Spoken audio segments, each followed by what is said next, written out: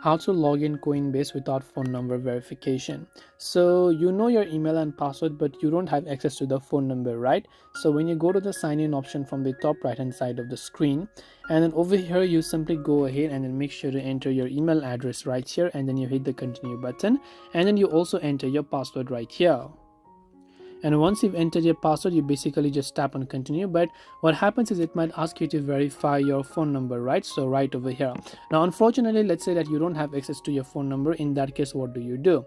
Well, in that case here, you can see the option called try another way option right here, right? So just tap on try another way option right here.